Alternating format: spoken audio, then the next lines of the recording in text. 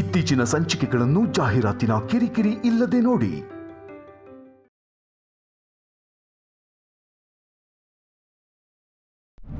ಇವತ್ತು ಎಲ್ಲರೆದುರಿಗೆ ಅಭಿರಾಮ್ ಜೈಶಂಕರ್ ಹೆಂಡತಿ ಅನ್ನೋ ಸ್ಥಾನನ ನಾನು ಕೇಳ್ತಾ ಇದ್ದೀನಿ.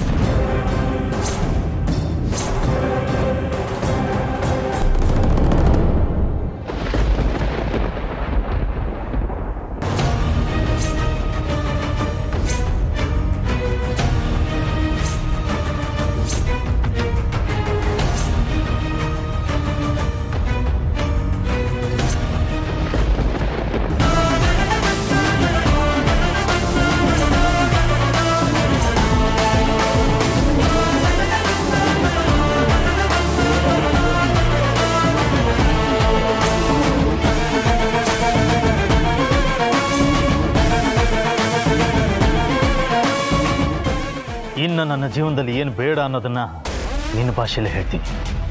1, ನಿಮ್ಮ ಮುಖನ ನೋಡೋದು. 2, ನೀವು ಏಜೆ ಲೈಫಲ್ಲಿ ಇರೋದು. 3, ನೀವು ಅವ್ರ ಲೈಫಿಗೆ ವಾಪಸ್ ಬರೋದು. Got it?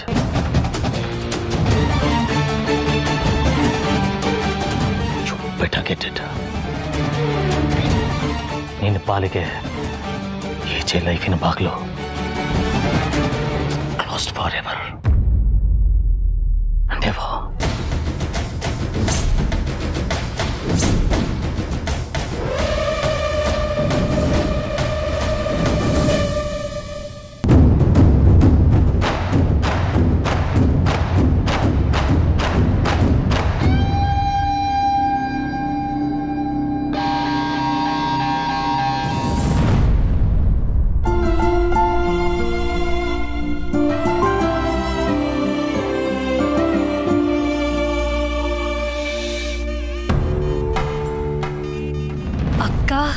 ನನಗೆ ಎಷ್ಟು ಖುಷಿ ಆಗ್ತದೆ ಅಂದರೆ ಈ ವಿಷಯನ ಯಾರಿಗೆ ತಲುಪಿಸ್ಬೇಕೋ ಅವ್ರಿಗೆ ತಲುಪಿಸ್ತೀನಿ.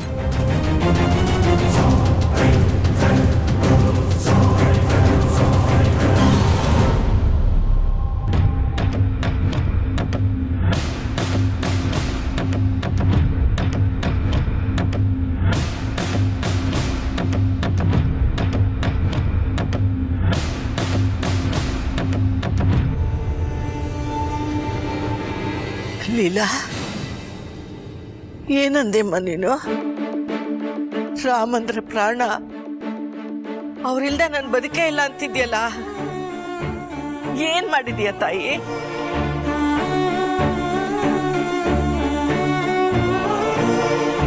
ಅಜ್ಜಿ, ಅದು ಹಾಗಲ್ಲ ಅಜ್ಜಿ, ನನ್ನ ಮಾತು. ಯಾರು ಮಾತಾಡ್ಕೊಡ್ದು, ನೀನೇ ಅವನನ್ನು ಮುಗಿಸಿ ಕೊಡ್ತಿದ್ಯಾ? ಇದುವರೆಗೂ ಒಬ್ಬನೇ ಒಬ್ಬ ಬಂದು ನನ್ನ ಮಗ ಹೀಗೆ ಅಂತ ಹೇಳಿದ್ದಿಲ್ಲ. ಅಂತದ್ರಲ್ಲಿ ನೀನು ಅವನ ವಿರುದ್ಧ ಪೊಲೀಸ್ನವ್ರಿಗೆ ಕಂಪ್ಲೇಂಟ್ ಕೊಟ್ಟು ಏನ್ ಸಾಧಿಸಕ್ ಹೊರಟಿದೀಯಮ್ಮ? ನಾನ್ ಸತ್ತ ಮೇಲೆ ನನ್ ಮಗನ್ ಪಾಲಿಗೆ ನೀನ್ ಇಡ್ತೀಯ, ನನ್ ಮಗನ್ ಚೆನ್ನಾಗಿ ನೋಡ್ಕೋತೀಯ ಅಂತ ಅಂದ್ಕೊಂಡಿದ್ದೆ.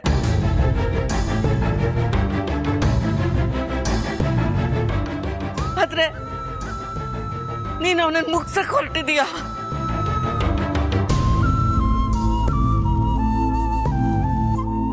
ನಾ ಬದುಕಿರೋವಾಗ್ಲೇ ಈ ಸತ್ಯ ಗೊತ್ತಾಯ್ತು. ಆ ದೇವ್ರಿಗೆ ಎಷ್ಟು ಥ್ಯಾಂಕ್ಸ್ ಹೇಳಿದ್ರು ಸಾಲದು.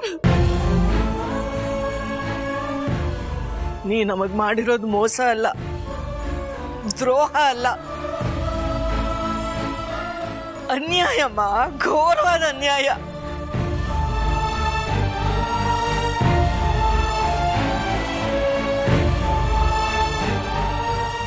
ನಾವೆಲ್ಲ ನಿಷ್ಕಲ್ಮಶವಾಗಿ ನಿನ್ನ ನಂಬಿದ್ವಿ, ನಮ್ಮೆಲ್ರಿಗೂ ಅನ್ಯಾಯ ಮಾಡ್ಬಿಟ್ಟೆ. ಆ ಭಗವಂತ ಕಣ್ಮುಚ್ಕೊಂಡು ಕೂತಿರಲ್ಲ, ಇದೆಲ್ಲದಕ್ಕೂ ಒಂದ್ ಸರಿಯಾದ ಉತ್ತರ ಕೊಟ್ಟೆ ಕೊಡ್ತಾನೆ. ನನಗೆ ನಿನ್ನ ಹತ್ರ ಮಾತಾಡಕ್ಕೂ ಅಸಹ್ಯ ಆಗ್ತಾ ಇದೆ.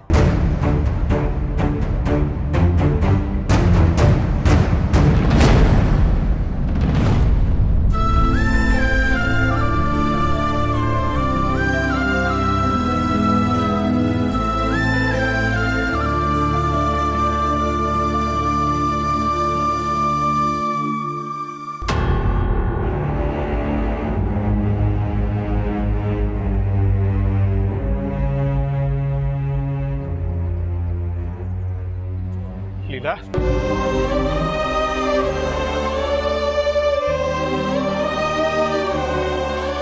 ನೋಡಿ, ಅಲ್ಲಿ ಏನ್ ನಡೆದಿದೆ ಅಂತ ನಂಗೆ ಚೆನ್ನಾಗ್ ಗೊತ್ತು. ನನ್ನ ಮಗಳು ಕಷ್ಟದಲ್ಲಿದ್ದಾಳೆ, ನೋವಲ್ಲಿದ್ದಾಳೆ ಅಂತ ಅವಳನ್ನ ಏನಾರು ಈ ಮನೆಗೆ ಕರ್ಕೊಂಡು ಬಂದ್ರೋ ಮುಂದೇನಾಗುತ್ತೆ ಹೇಳಿ? ದೊಡ್ಡ ಮಗಳು ಗಂಡನ್ ಬಿಟ್ಟು ಮನೆಗೆ ಬಂದಿದ್ದಾಳೆ, ಇನ್ ಚಿಕ್ಕ ಮಗಳು ಹೇಗೋ ಏನೋ ಅಂತ ರೇವತಿಗೆ ಬರೋ ಗಂಡು ಬರಲ್ಲ ಅಷ್ಟೇ. ಕೌಸಲ್ಯ, ನೀನು ಏನೇ ಹೇಳಿದ್ರು ಅವಳು ನನ್ನ ಮಗಳು ಇಂಥ ಪರಿಸ್ಥಿತಿಲಿರುವಾಗ ನೀವೇನಾದ್ರೂ ಅವಳನ್ನ ಕರ್ಕೊಂಡು ಬಂದ್ರೆ ನಾನು ಹೆಣ ನೋಡ್ತೀರಾ? ಏನ್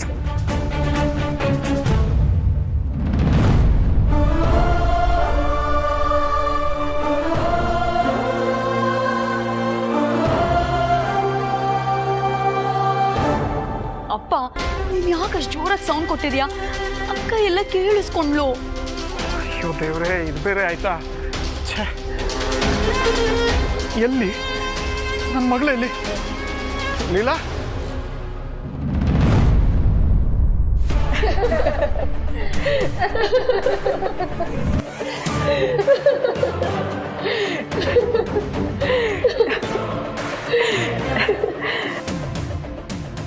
ಅಕ್ಕ, ನಾವು ಪ್ರತಿ ಸಲ ಏನಾದ್ರು ಮಾಡೋಣ ಅಂದಾಗ ನಮ್ಗೆ ಅನುಮಾನ ಬರ್ತಿತ್ತು.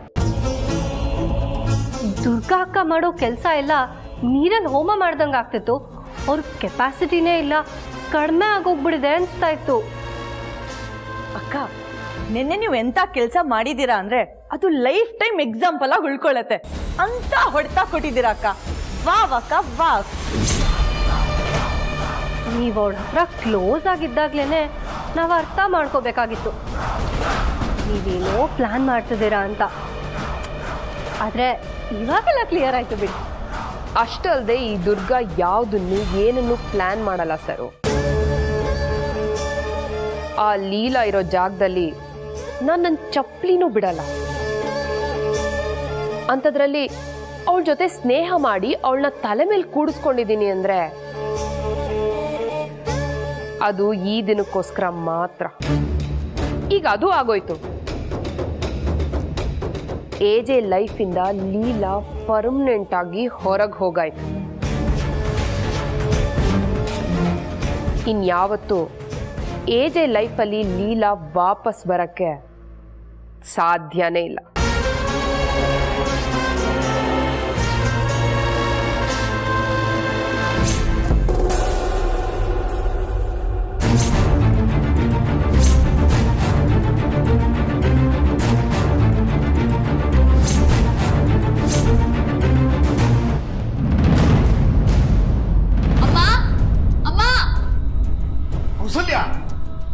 ಕೌಸಲ್ಯ,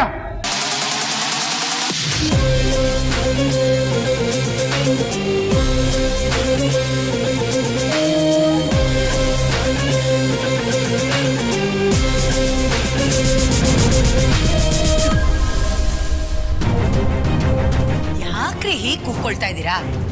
ನಾನು ಇಲ್ಲೇ ಇದ್ದೀನಿ. ಅದೇನ್ ಹೇಳ್ಬೇಕು ಅಂತ ಇದ್ದೀರೋ ನಿಧಾನವಾಗಿ ಹೇಳಿ.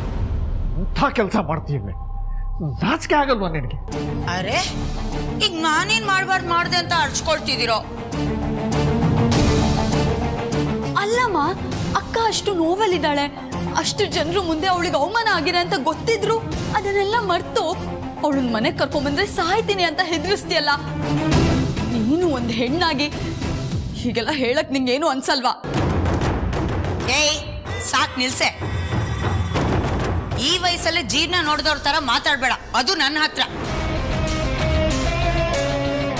ನಾನು ಒಂದು ಹೆಣ್ಣೆ, ನನಗಾಗಿರೋದು ನಿನ್ಗಾಗ್ಬಾರ್ದು ಅಂತಾನೆ ಹೀಗ್ ಮಾಡಿದ್ದು. ಈ ಮನೆ ಮಗಳು ಕಡೆ, ನಮ್ಮ ಮನೆ ಮಗಳನ್ನ ತವ್ರ ಮನೆಗೆ ಬರೋದು ಬೇಡ ಅಂತೀರ್ರೆ ನಿನಗೇನು ಅನ್ಸಲ್ಲ? ಯಾಕನ್ನಿಸ್ಬೇಕು? ನಾನ್ ಹೆತ್ತ ಮಗಳಾಗಿದ್ದಿದ್ರೆ ನೀವ್ ಹೇಳ್ದಂಗೆ ನಂಗೆ ನೋವಾಗ್ತಿತ್ತು. ನೋವೇನು, ಅವ್ರು ಮಾಡಿರೋ ಅವಮಾನಕ್ಕೆ ಅವ್ರ ಮನೆಯವ್ರನ್ನೆಲ್ಲ ಜನ್ಮ ಜಾಲಾಡ್ ಬರ್ತಿದೆ. ಅವಳೇ ನಾನ್ ಹೆತ್ತ ಮಗಳ, ನನ್ ಸೌತಿ ಮಗಳು ತಾನೆ.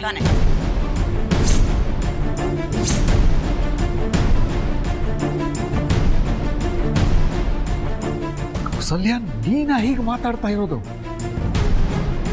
ನಿನ್ನ ಬಾಯಿ ಚಪ್ಪಲಕ್ಕೋ ಅಥವಾ ಸಿಟ್ಟು ಹೊರಗೆ ಹಾಕೋದಕ್ಕೋ ಹೀಗೆಲ್ಲ ಮಾತಾಡ್ತಿ ಅಂತ ಅನ್ಕೊಂಡಿದ್ದೆ. ನೀನ್ ನಿಜವಾಗ್ಲೂ ಹೀಗೆ ನಡ್ಕೋತಾ ಇದೆಯಲ್ಲೇ? ನಡ್ಕೊಳ್ದೆ ಇನ್ನೇನ್ರಿ ಮಾಡ್ಲಿ? ಗಂಡನೇ ತಾಳಿ ಕಿತ್ತು ಬಿಸಾಡಿದ್ಮೇಲೆ ಗಂಡ ಬಿಟ್ಟೋಳ್ನ ಈ ಮನೆ ಒಳಗಡೆ ಆರ್ತಿ ಎತ್ತಿ ಕರ್ಸ್ಕೊಳಕ್ಕಾಗುತ್ತಾ? ನೋಡಿ, ನನಗೆ ನಾನ್ ಹೆತ್ತ ಮಗಳೇ ಮುಖ್ಯ. ಅವಳು ಈ ಮನೆ ಒಳಗಡೆ ಬಂದ್ರೆ ನನ್ ಮಗಳ ಮದ್ವೆ ನಡೆಯುತ್ತೆ ಅನ್ಕೊಂಡಿದ್ದೀರಾ? ಅದಕ್ಕೆ ಬೇಡ ಅಂದೆ. ಯಾಕೆ ಉರಿತಾ ಇದೀಯಾ? ಇವತ್ ನಿಮ್ಗೆ ಉರಿತಾ ಇರ್ಬೋದು, ಆದ್ರೆ ಮುಂದೊಂದ್ ದಿನ ರೇವತಿ ಮದ್ವೆ ಆದ್ಮೇಲೆ ನೀನ್ ಮಾಡಿದೆ ಸರಿ ಕೌಸಲ್ಯ ಅಂತೀರ. ಸತ್ರು ಹಾಗೆ ಹೇಳಲ್ಲ ಕಣೆ. ಇಲ್ಲ, ಈ ಮನೆ ದೇವತೆ ಕಣೆ. ಅವಳು ಎಲ್ಲಿ ಹೋದ್ರು ಆ ಮನೆ ದೀಪ ಬೆಳಗುತ್ತೆ ಹೊರತು ಹಾರಲ್ಲ. ನಿಮ್ ಬೀಗ್ರ ಮನೆ ದೀಪ ಆರಿ ಆ ಕಿಡಿ ಇಡೀ ಮನೆ ಹತ್ಕೊಂಡು ಉರಿಯೋದ್ನ ನೋಡಿನೂ ನೀತಿ ಮಾತು ಹೇಳ್ತಾ ಇದ್ದೀರಾ ಅಂದ್ರೆ ಗ್ಯಾರಂಟಿ ನಿಮ್ ತಲೆ ಕೆಡ್ಸಿದಾಳ್ ಕಣ್ರಿ. ಗೊತ್ತಾಗೋಯ್ತು. ಅಮ್ಮ, ನಿನ್ ಪದೇ ಪದೇ ತಪ್ಪು ಮಾಡ್ತಾನೆ ಇದೆಯಾ? ಅವತ್ ಅಕ್ಕ ಮನೆ ಬಾಗ್ಲಿಗೆ ಬಂದ್ರೆ ರಾತ್ರಿವರೆಗೂ ಅವಳನ್ನ ಗೇಟಿಂದ ಆಚೆನೆ ನಿಲ್ಸಿದ್ದೆ. ಆದ್ರೆ ಇವತ್ತು ಅಕ್ಕ ತುಂಬಾ ಕಷ್ಟದಲ್ಲಿದ್ದಾಳೆ. ಅವ್ಳಿಗೇನಾದ್ರೂ ಅಲ್ಲಿ ಹೆಚ್ಚು ಕಮ್ಮಿ ಆದ್ರೆ ನಾನ್ ಸುಮ್ನೆ ಇರಲ್ಲ. ಸುಮ್ನಿರಕ್ಕಾಗಲ್ಲ ಅಂದ್ರೆ ಅಪ್ಪ ಮಗಳು ಇಬ್ರು ಸೇರ್ಕೊಂಡು ತಕ್ಕತೈ ಅಂತ ಕುಣಿರಿ. ನನ್ಗೇನಾಗ್ಬೇಕು?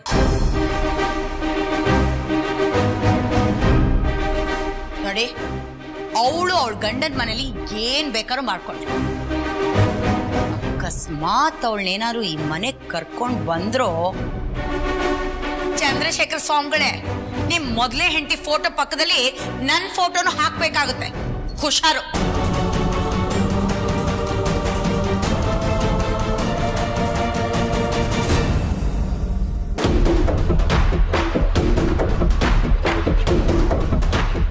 ಅಯ್ಯೋ ದೇವ್ರೆ, ಅಂದ್ರೆ ಕೆಜೆ ಲೈಫಲ್ಲಿ ಇನ್ಯಾವತ್ತೂ ಲೀಲಾ ಬರಕ್ಕಾಗಲ್ವಾ? ನೆನೆಸ್ಕೊಂಡ್ರೆ ನನಗೆ ಹೊಟ್ಟೆ ಉರಿತಾ ಇದೆ. ಈಗ ನಾವೇನ್ ಮಾಡ್ಬೇಕು? ಏನ್ ಮಾಡೋದು ಅಂತಾನೆ ಅರ್ಥ ಆಗ್ತಿಲ್ವೇ?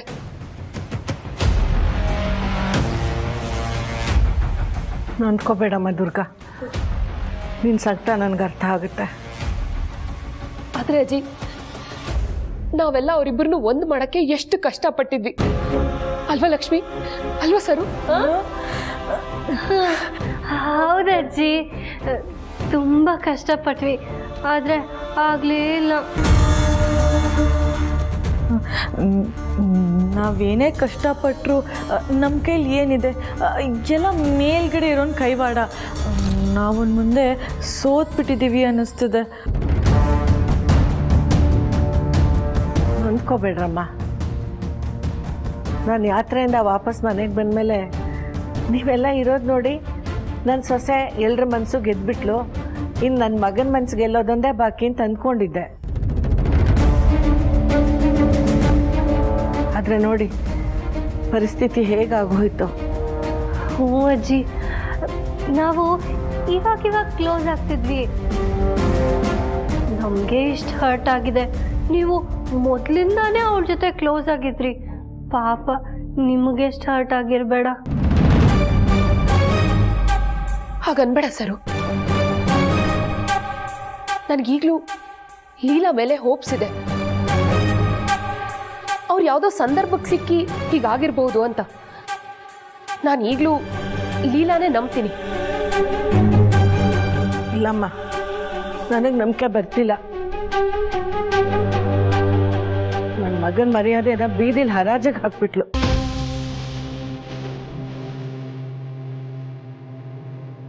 ಅವಳ ಬಗ್ಗೆ ಜನ ಕೆಟ್ಟದಾಗಿ ಮಾತಾಡ್ಕೊಳ್ಳೋ ಹಾಗಾಗಿದ್ದು ಈ ಲೀಲಾಯಿಂದ. ಅವಳನ್ನು ಹೇಗೆ ನಂಬಲಿ ನಾನು?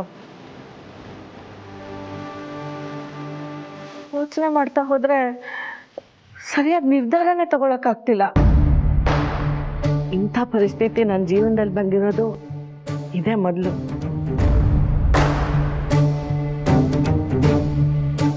ಲೀಲಾ ಎಲ್ಲ ಗೊತ್ತಿದ್ದು ಹೀಗೆ ಮಾಡಿದ್ಲು ಅನ್ನೋದನ್ನ ಅರಗಿಸ್ಕೊಳ್ಳಕ್ಕೆ ಆಗ್ತಿಲ್ಲ.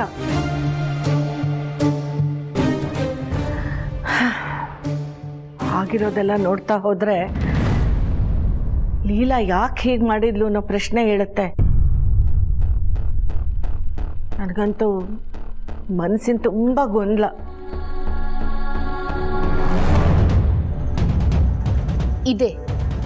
ಇದೇ ಕನ್ಫ್ಯೂಷನ್ನೇ ನನಗೂ ಬೇಕಾಗಿರೋದು. ನೀವು ಕನ್ಫ್ಯೂಸ್ ಆದಷ್ಟು ನನಗೆ ಒಳ್ಳೇದು. ಈ ಟೈಮಲ್ಲೇ ನಿಮ್ಮನ್ನೆಲ್ಲ ನನಗೆ ಹೇಗೆ ಬೇಕೋ ಹಾಗೆ ಬದಲಾಯಿಸ್ಕೋಬೋದು. ಈ ಟೈಮಲ್ಲೇ ನಾನು ಏನು ಹೇಳಿದ್ರೂ ನೀವೆಲ್ಲರೂ ನಂಬೋದು. ಲಕ್ಷ್ಮಿ, ಸರು, ನೀವಿಬ್ರು ಅಜ್ಜಿ ಜೊತೆಗಿರಿ. ನಾನು ಹೋಗಿ ಲೀಲಾ ಅವ್ರು ಹೇಗಿದ್ದಾರೆ ಅಂತ ನೋಡ್ಕೊಂಡು ಬರ್ತೀನಿ.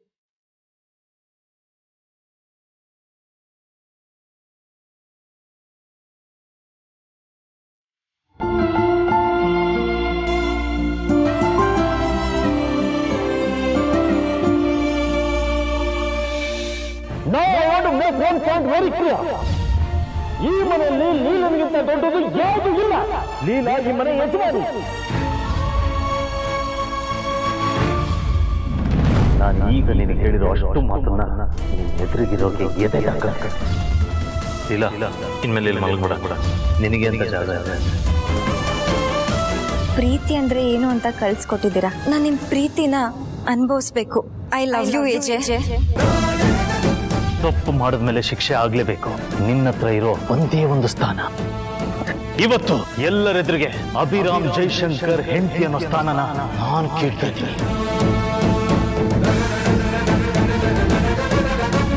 ಲೀಲಾ, ದುರ್ಗಾ ಅವ್ರೆ, ನೋವಾಗ್ತಿದ್ಯಾ? ತುಂಬಾ ನೋವಾಗ್ತಿದ್ಯಾ? ಚಾಕುಯಿಂದ ಇರ್ದಂಗ್ ಆಗ್ತಿದ್ಯಾ? ಆಗ್ಲೇಬೇಕು.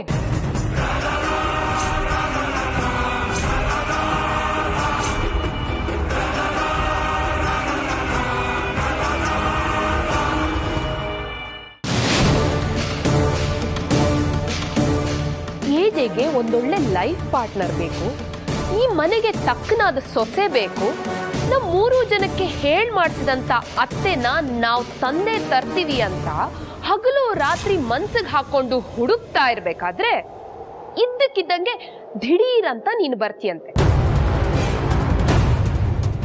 ಇಂಥವಳು ಈ ಮನೆಗೆ ಸೊಸೆ ಆಗಬಾರ್ದು ಅಂತ ನಾವು ಕಷ್ಟಪಡ್ತಾ ಇರ್ಬೇಕಾದ್ರೆ ಕಳ್ಳತನದಲ್ಲಿ ಏಜೆನ ಮದುವೆ ಆಗ್ತೀಯಂತೆ. ಆಮೇಲೆ ನಾವೆಲ್ಲರೂ ನಿನ್ನನ್ನ ಅತ್ತೆ ಅಂತ ಕರಿಬೇಕಂತೆ. ಏಜೆ ನಿನ್ನನ್ನ ಹೆಂಡತಿ ಅಂತ ಒಪ್ಕೊಂಡ್ಬಿಡ್ಬೇಕಂತೆ. ಏನೇ ಪ್ಲಾನ್ ನಿಂದು? ವಾಹ್ ವಾಹ್! ನಿನ್ನಂತ ನಾಯಿನ ನಮ್ಮನೆ ಕಾಂಪೌಂಡ್ ಒಳಗೂ ಬಿಟ್ಕೊಳಕ್ ಇಷ್ಟಪಡಲ್ಲ ನಾನು. ಅಂಥದ್ರಲ್ಲಿ ದೇವ್ರ ಮನೆ ಕರ್ಸಿ ದೀಪ ಹಚ್ಚಕ್ಕಾಗತ್ತಾ? ಕನ್ಸಲ್ಲೂ ಅನ್ಕೋಬೇಡ.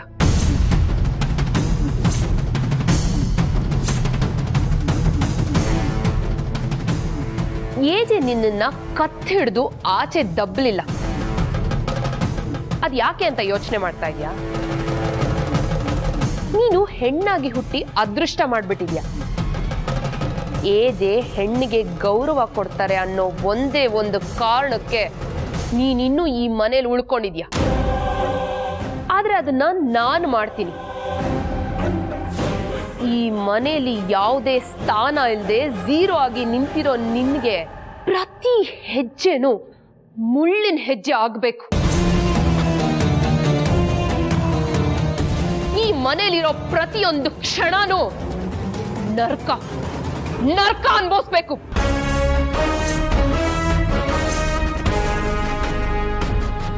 ಹಾಗೆ ನಾನು ಮಾಡ್ತೀನಿ.